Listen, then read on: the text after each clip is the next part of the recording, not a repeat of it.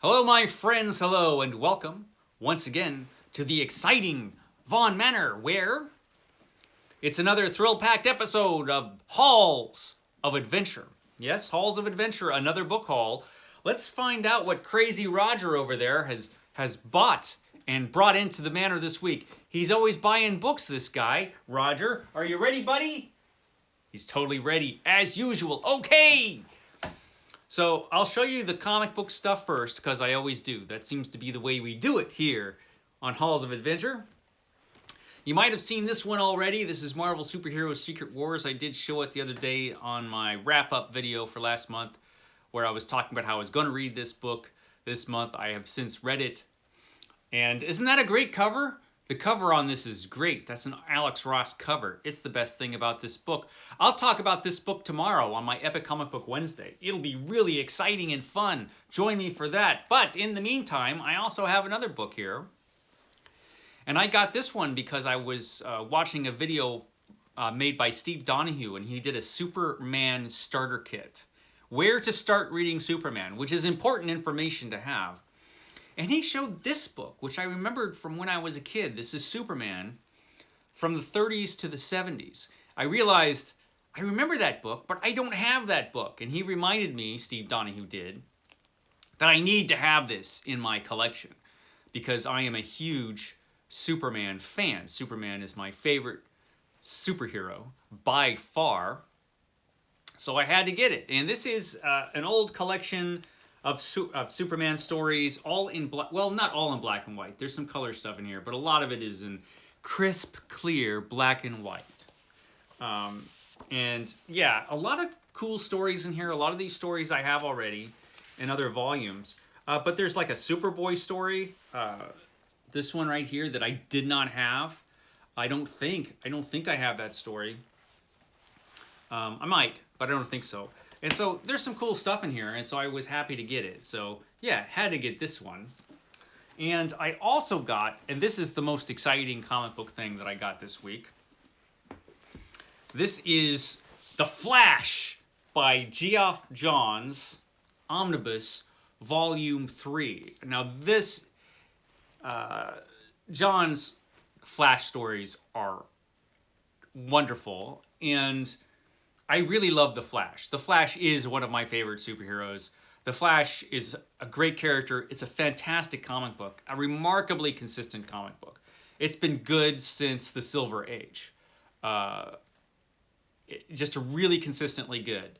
And this is some great stories in here. This has the return of Barry Allen. It has Flashpoint, the major event series, Flash series Flashpoint. All of that is in this omnibus. Really good stuff. A lot of great artwork. This is from the Flashpoint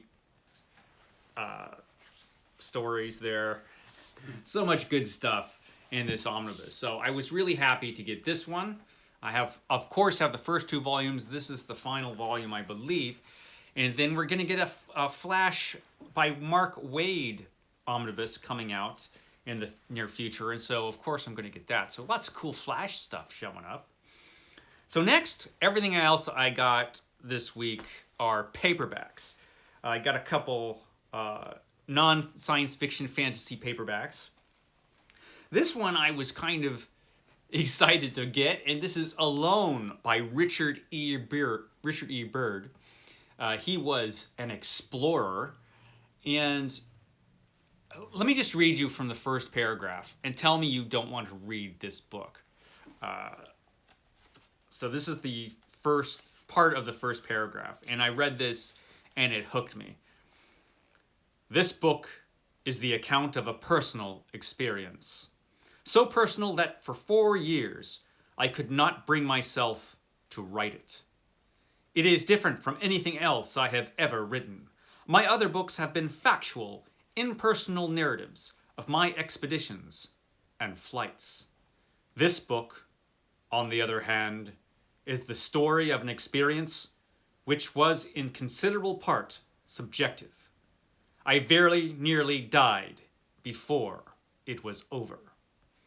And Since my sufferings bulked so large in it, and since a man's instinct is to keep such things to himself, I did not see how I could write about advanced space and still escape making an unseemly show of my feelings. I had to read it. Have to read this book. So I was happy to find this paperback copy of Alone by Richard E. Byrd. So that's really cool. One of the cooler things that I've gotten recently. The next thing I got is just an old Bantam Classics edition of The Metamorphosis by Franz Kafka. Of course, I have this elsewhere, but the reason I got this is because it only has The Metamorphosis, and so it has The Metamorphosis in the front, which is a short story.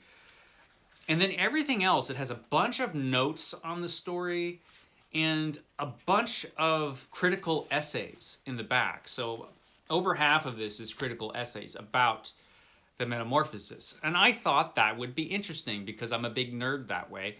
So yeah, The Metamorphosis by Franz Kafka. I thought that would be a cool thing to have, you know, for when the next time I want to read this, I have all of that other, you know, critical apparatus that I could read along with it. The next thing is very different. The next book looks to have escaped from Criminali's house. I don't know how it got here to the manor from Criminali's house, but I think it must have. This is Blade! It's 2 complete Blade novels. Blade Double, Vampire Strike, and Pipeline Strike. So this is obviously a very pulpy thing. I'm not familiar with this character Blade. Of course, I know Marvel Comics Blade, you know, who showed up in Tomb of Dracula and they made movies about him. This pulpy paperback Blade I am not familiar with. This is obviously a very different character. But vampires are in here. Vampire Strike. So yeah, I got this Blade Double. There's another one in the series, First Strike and Outland Strike. I guess every Blade adventure has some kind of strike in it. I don't know. But just look at it. How could I not get this? That looked kind of cool. The next couple books are 2 books in a trilogy. I haven't got the third one yet. But it's by Patricia A. McKillip. And this one is The Riddle Master of Head. Or Heed? Head? I don't know.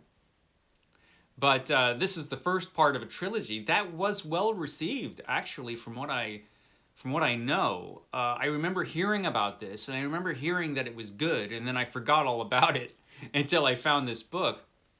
And then I remembered, you know what? I ought to read that, because I remember good things about, or hearing good things about this. So this is The Riddle Master of Head, or Heed. And I also got the second in the series, the second in the trilogy, The Heir of Sea and Fire. I don't have the third yet. I figure I'll read these first 2 first and then get the third. Or maybe I'll just get the third. But I don't even know what the third is called. I'm going to have to research that. But I did find the first 2 in the trilogy and thought, you know what? I'll read those. Classic fantasy stories. Now the next one I heard about in a comment. Was it from Medium John Silver? Let me know, because I can't remember. But it was... Whoever commented described this scene with the submarine in outer space. This is Harry Harrison's The Daleth Effect. And as soon as I read that comment, I knew I had to get this book. And so I got this book. Of course I did. Well, Roger got it because he's got no impulse control. So Harry Harrison's The Daleth Effect, a Berkeley science fiction novel. There is Harry Harrison there, looking all serious with his epic mustache, glasses, and cigar. Great look you've got going on there, Harry. But yeah, of course I had to get this. I mean, look at that. Look at that. Of course I had to get it. Have no idea what it's about, but I had to get it. And here's another book I have no idea what it's about, but the cover was just amazing. This is Rite of Passage. Look at that cool cover. Rite of Passage. This is by Alexei Panshin. And I've never heard of this book at all, but it apparently was the winner of the Nebula Award for science fiction, so I probably should have heard about it. It's got some Nice blurbs on the back from James Blish, John Bruner, and Robert Silverberg. So it's probably pretty good. It probably lives up to this amazing cover. And so, yeah, Rite of Passage. I picked this one up, and that was really cool. Here is another classic fantasy novel that I've always wanted to read, and for some reason I've just never gotten my hands on a copy. I don't know why, but I finally did. This is Fletcher Pratt's The Well of the Unicorn, and this is a book that came out in the late 40s. So it is an early fantasy novel that I've heard good things about forever. And so I finally got a copy of this, and I can finally read The Well of the Unicorn. Like I said, I've never read it. Don't know if it's good, but I have heard that this is really good. So, yeah, I'm looking forward to read this one, The Well of the Unicorn. If anybody's read this, let me know. The next one, we're getting into some cool science fiction-y stuff now. This is Charles Sheffield's The Sight of Proteus. Now, Charles Sheffield was a mathematician and a scientist who also wrote science fiction novels. But this one, The Sight of Proteus, I had not heard of this one. So I was pretty happy to find it. It has a great cover. It looks really cool. So yeah, looking forward to reading this someday. You know, all my vast science fiction collection, a lot of them I have to read, and they'll all be read someday. I might be 65 or 70, but I'll read it eventually. Now, the next couple books are kind of cool because I heard about this author fairly recently. Well, in the past year at some point. This is E. Bertram Chandler, who was Australian. And he wrote a lot of pulp stuff. And this is The Coils of Time. And it's a really short little book. Who published this? This is Priory Books. And it's just 123 pages long. So one of his shorter pulp adventures, I'm assuming. So this is The Coils of Time by E. Bertram Chandler. And I got another Chandler book from the same publisher. This is The Rim of Space. That cover is really cool. Really cool classic science fiction-y cover. The Rim of Space. So a couple E. Bertram Chandlers.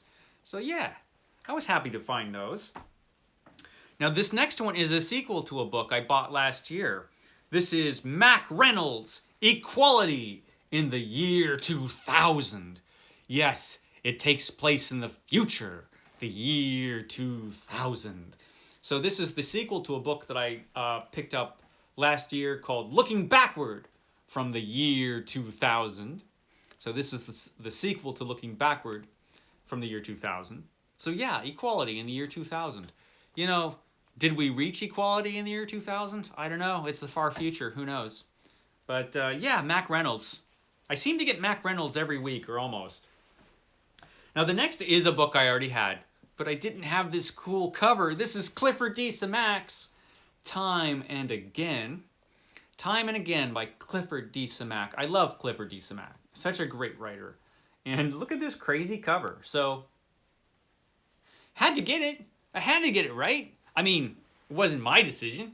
It was Roger's. But, you know, I would have gotten it, you know, if Roger hadn't picked it up already. Thanks, Roger. That was thoughtful. So yeah, Time and Again by Clifford D. Simak. The next one's worth it just for the title. It's Rocket Jockey. It's Lester Del Rey's Rocket Jockey. A rocket jockey. I don't know. That sounds kind of...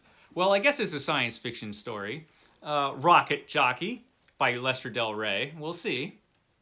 But it's got a great science fiction-y cover.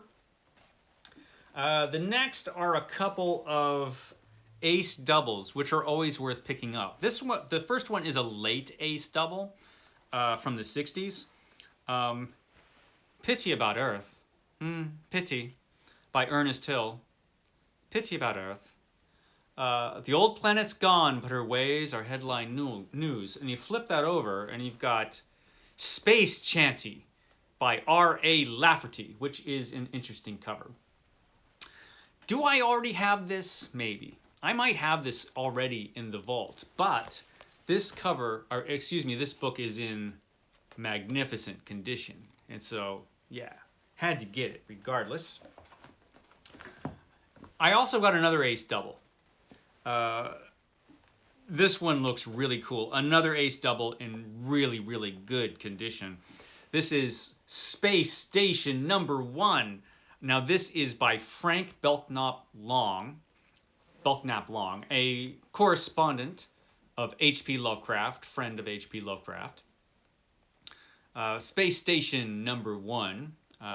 Great cover on this one. Happy to get this. You flip it over, and there's another awesome one. Empire of the Atom. Empire of the Atom by A.E. Van Vogt. So look at this guy. Another great looking book. I love these Ace Doubles. Always pick them up when I see them. Next one is really cool. I got a couple more left. This is Eric Frank Russell's Men, Martians, and Machines. Men, Martians, and Machines. High adventure among the stars. I picked this up and didn't even look at it. It's is it a novel or is it short stories? Looks like it is 4 novelettes. So that is cool.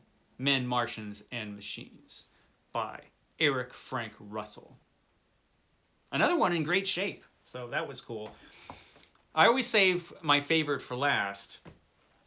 And this is one which has become a sort of military science fiction classic. Everybody who reads science fiction probably is familiar with this book, but I've never read this first one. I think this is the first one. This is David Drake's Hammers Slammers.